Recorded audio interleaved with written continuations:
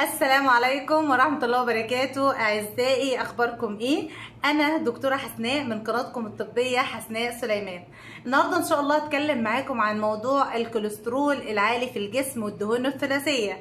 بس قبل ما أبدأ في الموضوع، مين لسه ما عملش اشتراك؟ ياريت تعملوا اشتراك، واللي مشترك يعمل لايك، وياريت تشيروا فيديوهاتي عشان أكبر عدد من الناس يشوفها ويستفيد بإذن الله. هنبدأ موضوع الكوليسترول، وأول حاجة هنقولها يعني إيه كوليسترول عالي في الجسم؟ يعني إيه أصلا الكوليسترول؟ الكوليسترول ده عبارة عن مادة شمعية بتتراكم جوه الأوعية الدموية. طيب أسبابها إيه؟ أسباب إيه؟ يعني إيه الأسباب اللي تخلي العيان ده كوليستروله عالي؟ في أسباب كتيرة، أولها الوراثة. يعني مثلا عيان عيلته فيها وراثة في الكوليسترول العالي، ودول دايما بيبقى الكوليسترول العالي عندهم بنسبة كبيرة جدا.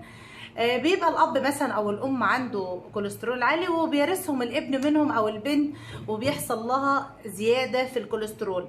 الحالات دي بتتعالج، بس للاسف بتفضل معاهم طول العمر، يعني بيتعالج كوليستروله بينزل ويرجع تاني يرتفع وهكذا. طيب ايه الاسباب اللي تخلي الكوليسترول عالي في الجسم؟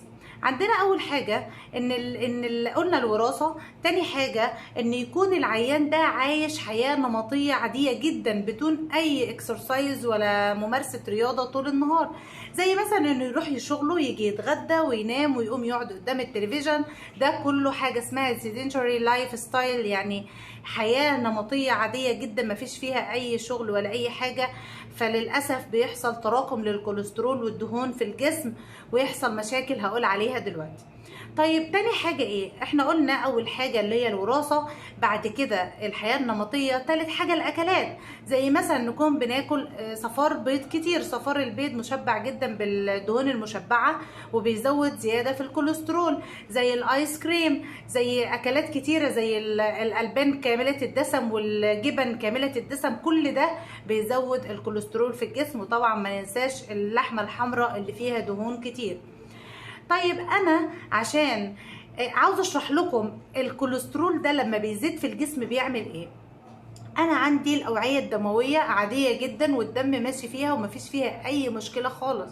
بيجي الكوليسترول اللي هو الماده الشمعيه يدخل جوه الاوعيه الدمويه ويتراكم فيها، فيعمل ضيق في الاوعيه الدمويه. فالوعاء الدموي طبعا ماشي فيه الدم، لما بيحصل ضيق بيحصل ايه؟ ان الدم بيمشي بطريقه يعني مش بطريقته العاديه السلسه اللي هو كان ماشي بيها، فيمشي شويه شويه فيحصل مشاكل في الجسم اللي هي بيبدا العيان يحس بيها. ممكن يحصل زياده في ضغط الدم، ممكن يحصل ان العيان ده يجيله خمول وتعب كتير جدا في جسمه لدرجه انه ما بيبقاش قادر يتحرك. في عيانين بيجيلها صداع، والمشكله الكبيره جدا ان زياده الكوليسترول ممكن تعمل لنا جلطات، وللاسف الجلطات دي ممكن تنتشر للقلب وتعمل هارت اتاك مثلا او ازمه في القلب، او تروح للمخ وتعمل لنا ستروك او اللي هو الجلطات في المخ. ربنا يعافينا ويعافيكم طبعا. طيب انا بقى عشان اتفادى ان يحصل لي زياده في الكوليسترول اعمل ايه؟ اول حاجه لازم ما نعيش حياه نمطيه عاديه خالص، لازم نعمل اكسرسايز او رياضه كل يوم. بس طبعا كنت حابه الاول قبل ما اقول لكم هنعمل ايه ونعالج ازاي، اقول لكم احنا ازاي بنشخص زياده الكوليسترول في الجسم. زي ما قلت لكم ان في حالات بتبقى حاسه باعراض، وده بيجي لي مثلا وببدا اعمل له تحاليل، وفي ناس بنعمل لها تحاليل دوريه وبنكتشف ان عندها كوليسترول في الجسم. طيب هو ايه هي الدهون او الهايبرلايبيديميا اللي بنقول عليها؟ في زياده في الكوليسترول الضار، في الكوليسترول النافع، وفي عندنا الدهون الثلاثيه. العيان اللي بيبقى تعبان جدا ده بيبقى عنده زياده في الكوليسترول الضار. احنا قلنا هو ماده شمعيه وبيبدا يتراكم في الاوعيه الدمويه. طيب ايه انا بشخص ازاي؟ بنعمل تحليل دم. تحليل الدم بنعمل فيه الكوليسترول اللي هو التوتال كوليسترول او الكوليسترول على بعضه كده، وبنعمل الكوليسترول الضار اللي هو ال LDL، والكوليسترول النافع اللي هو ال HDL، والدهون الثلاثيه اللي هي الترايجليسرايدز، وبنبدا نشوف ايه اللي عالي فيهم وبنعالجه. وطبعا بنبدا العلاج هكذا زي ما قلت، بنقلل الحياه النمطيه بتاعتنا، يعني نقول للعيان لازم كل يوم تعمل على الاقل 30 دقيقه رياضه بحيث ان جسمك يبدأ يشتغل على الرياضة ويقلل الكوليسترول في الجسم. مش لازم طبعا ال 30 دقيقة دول يكونوا متواصلين، ممكن نلعب 10 دقايق 15 دقيقة ونريح شوية، ان شاء الله هيجيب معانا نتيجة.